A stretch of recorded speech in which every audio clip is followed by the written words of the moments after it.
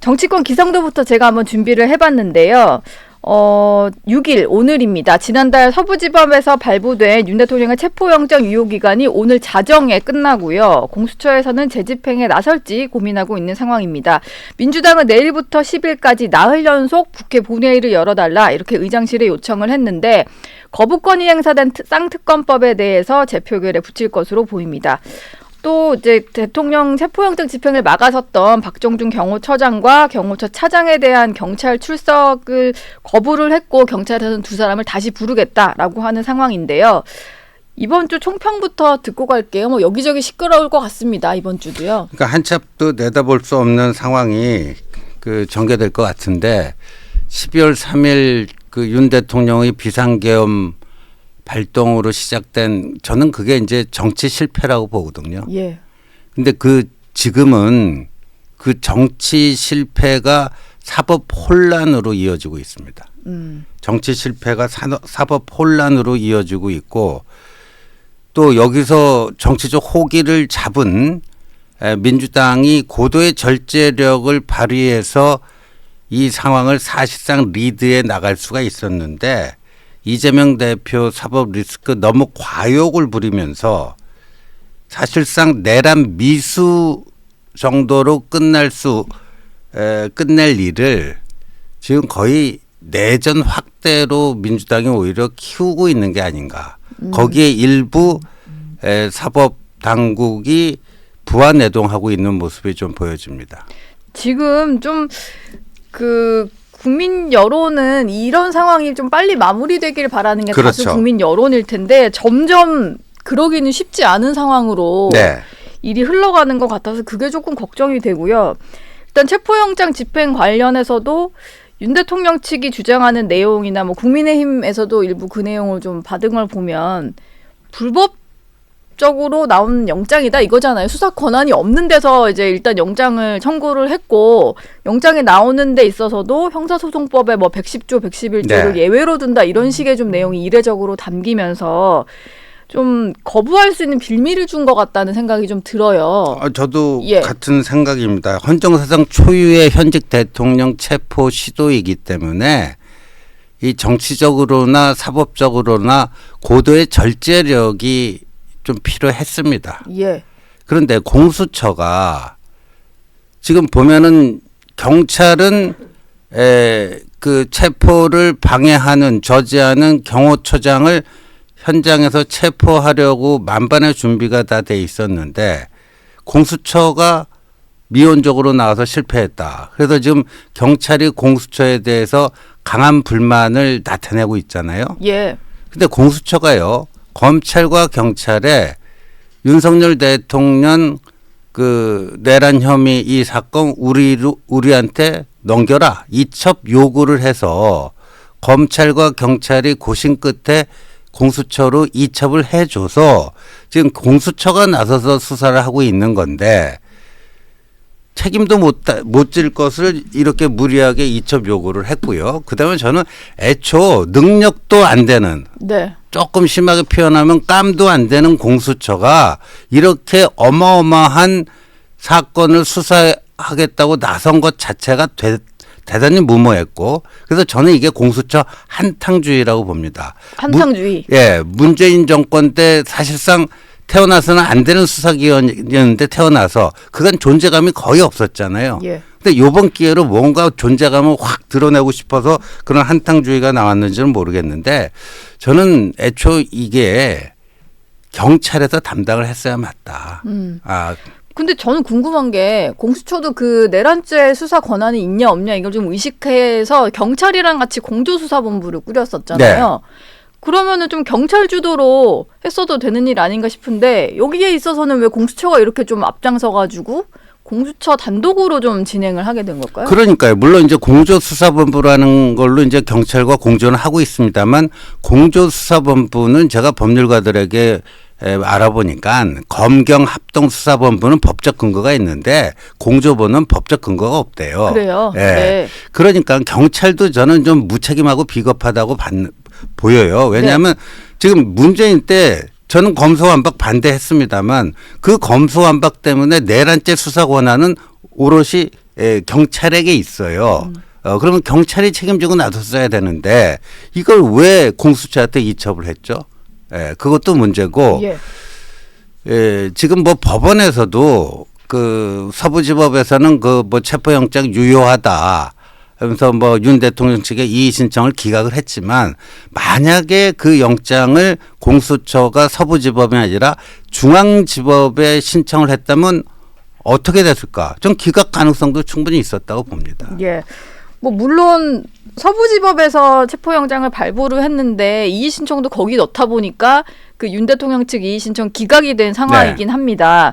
근데 이 영장의 어떤 내용이나 이런 논란은 계속될 것 같고 이런 상황이면은 오늘 자정까지가 시한이잖아요. 네. 공수처가 재집행에 나선다라고 해도 뭐 다른 결과가 나올 것 같진 않아요. 저는 어차피 끝났다고 봐요. 공수처가 무슨 어떤 체포작전을 친묘한 체포작전을 할 것 같지도 않고요. 윤 대통령 측의 경비는 더 삼엄해졌고요. 또 국회의원 수십 명이 오늘 한남동 관저로 몰려간 것으로 확인되고 있지 않습니까? 그래서 저는 뭐 오늘 밤 0시까지 공수처가 체포하는 거는 힘들 것 같고요. 그럼 공수처는요 포기하고 경찰로 다시 넘기면 돼요.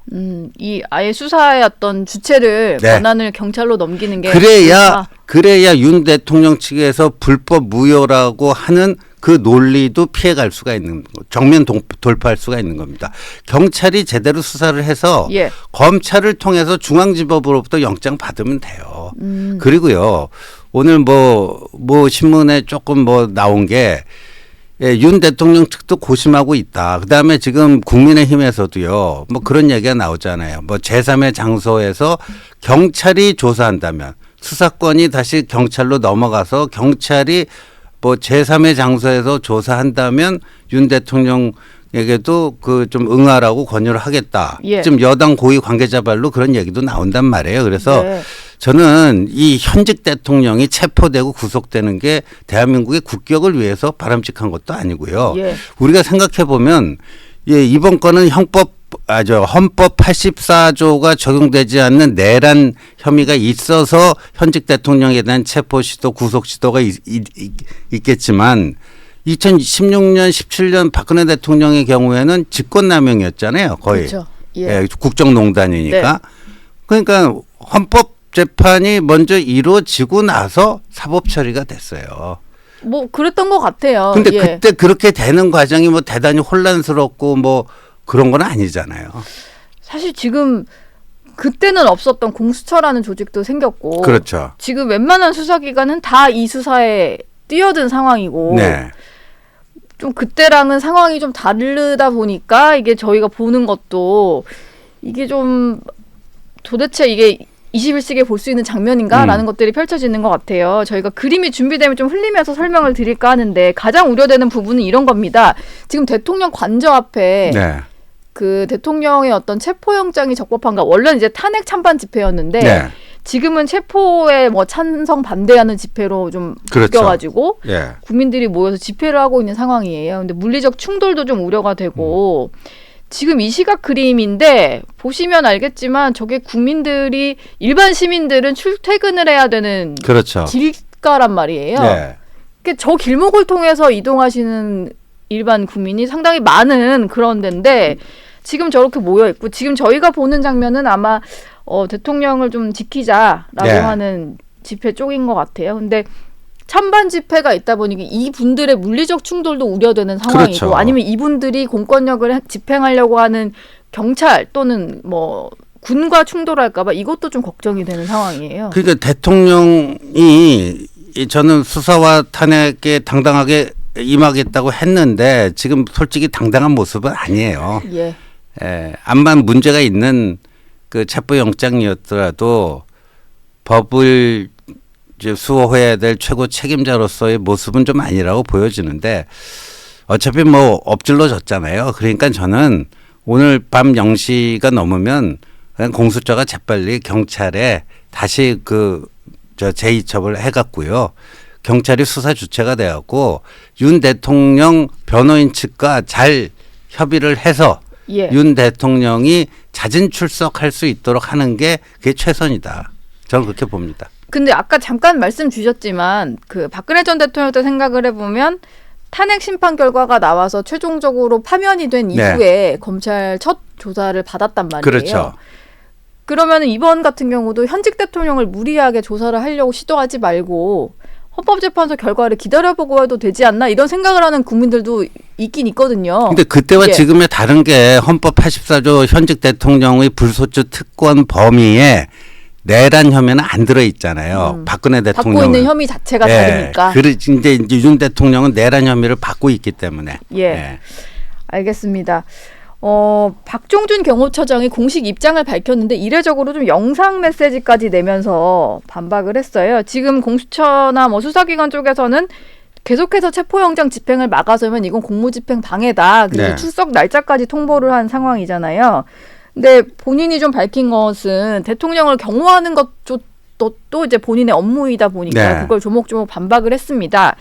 여론전에 좀 나섰다 이렇게 봐야 될까요? 예, 그렇게 보여지는데 그래서 이게 뭐 초유의 일 아닙니까? 경호처장이 뭐 서면 브리핑도 아니고 영상으로 육성으로 예. 메시지 내는 건 처음 보는 풍경인데 네.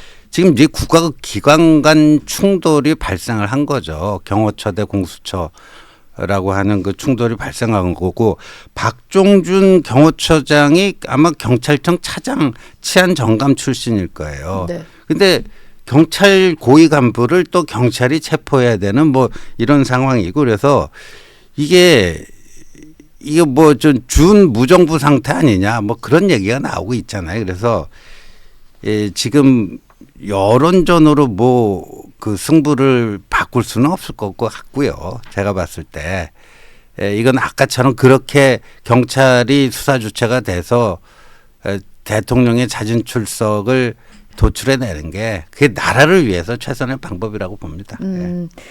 지금 뭐 민주당 같은 경우는 공수처를 계속 압박을 하고 있는데 뭐 어찌 보면 신지호 의원과 좀 비슷한 얘기일 수도 있는데 영장을 재집행하라 이렇게 얘기를 좀 했고 그리고 자신 없으면 경찰에 넘겨라 이런 주장도 했어요. 왜냐면은 네. 민주당 입장에서는 공수처가 저렇게까지 뚫고 들어가 놓고 그 문 앞에서 5시간 반 만에 철수하는 장면을 보고 상당히 답답했을 것 같거든요. 네.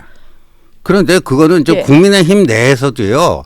수사 주체가 경찰이 돼야 된다는 의견이 상당히 있는 예. 것으로 저도 파악을 했거든요. 그러니까 네. 꼭 그 뭐 야당만의 의견은 아니다. 그리고 공수처가 능력이 안 돼요.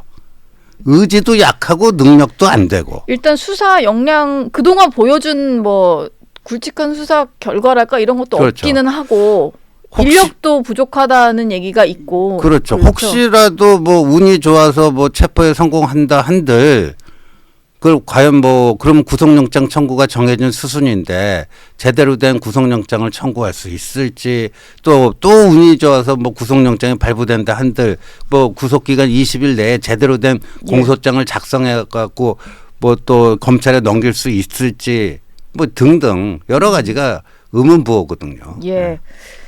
지금 저희가 일단 공수처의 수사에는 좀 의문이다 이런 얘기를 계속하고 있는데 어쨌든 영장 집행 시한은 오늘 자정까지니까 오늘 중에 또 어떤 일이 벌어질지는 좀 지켜보도록 하겠습니다.